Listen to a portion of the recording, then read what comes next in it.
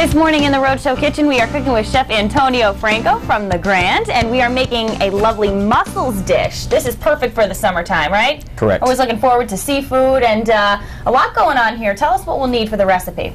All right, we have herb-infused olive oil, we have extra virgin olive oil, we have saffron, kosher salt, fresh cracked black pepper, roasted garlic, caramelized shallots, parsley leaves, clarified butter, a little white wine, sea stock, French baguette, and we have our Prince Edward Island mussels.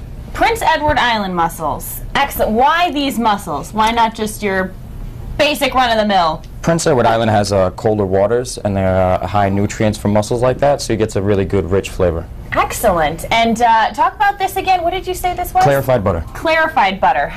What is the difference there between that? Clarified butter, you remove all the fats, waxes, oils, like lipids, stuff like that. So it's a more of a rich butter flavor. Ooh, yum. We like that. So the only preparation that we kind of have to do prior to is, of course, the garlic and the shallots that you mentioned, right? We want to either caramelize them or roast the garlic, correct. Okay, excellent. And talk about your place. You guys just opened, right? Yeah, we're a French boutique restaurant on Atwells Avenue. We serve modern French food, classical recipes with modern techniques.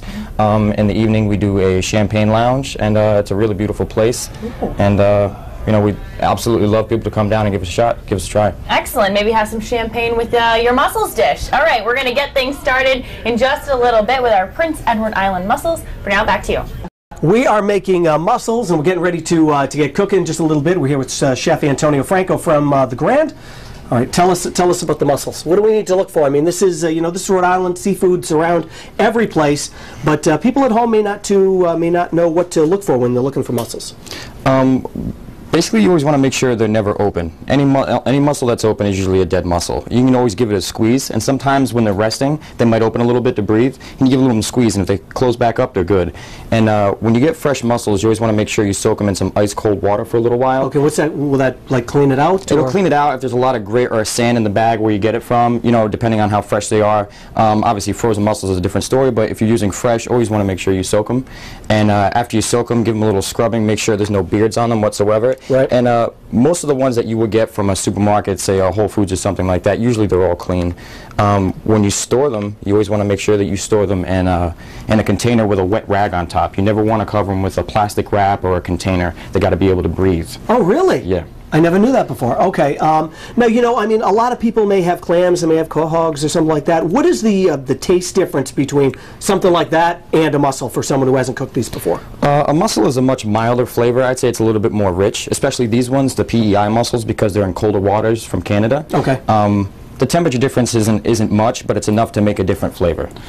And if we were to get it from Canada, you know, like these are from Canada, I mean, if we were to get it from here, is the taste, I mean, could you really tell the taste difference? For the most part, I wouldn't say so. If you go like further south, you're definitely going to get a better, different taste as far as like the temperature of the water. Okay. Same thing with an oyster. An oyster from the West Coast is going to be a different flavor than an oyster from, let's say, Rhode Island or you know, off the coast of New York or something like that. Okay, perfect. All right, we've got the mussels. We're ready to get going. In the meantime, back to you.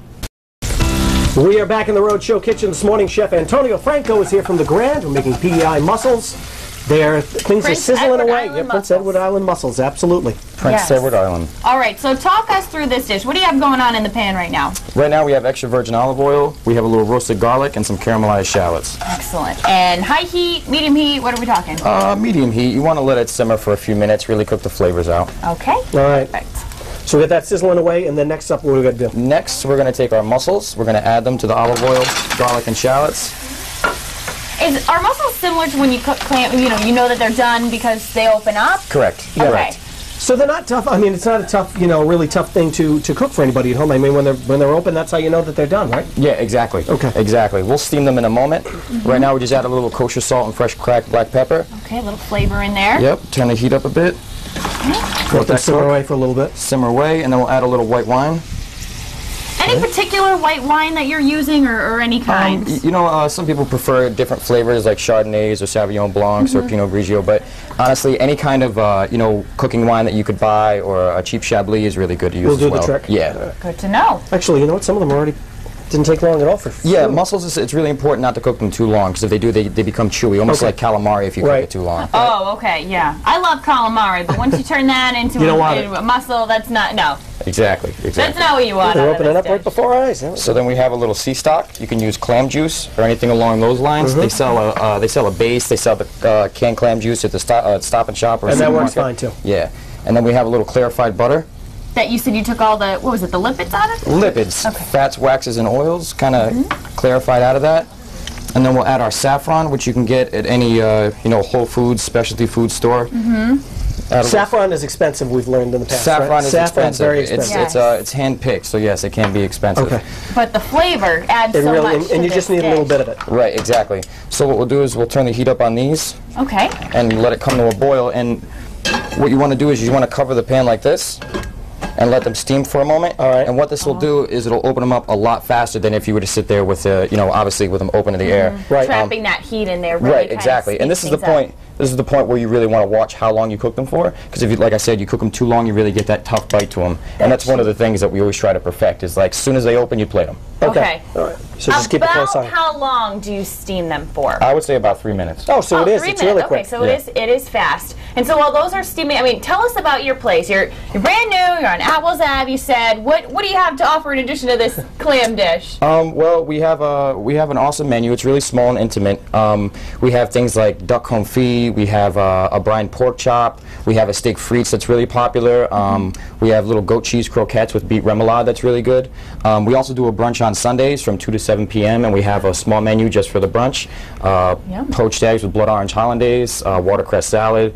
We also have red velvet brioche French toast that's really good. Nice. Oh, Yeah. that sounds good. Yeah, so you get a little bit of everything for everybody. Yeah. Yes, so those mussels. they are. They're wow. opening up right away. They are Yeah. opening Yeah. up fast. Quick. Right. So just turn the heat Ooh, up a and bit. it smells so good. Yeah, the aromatics from the garlic and the shallots, they give And a you know really what good else? smell Yeah, off. when you take it off, you can really smell the white wine that you put in there too.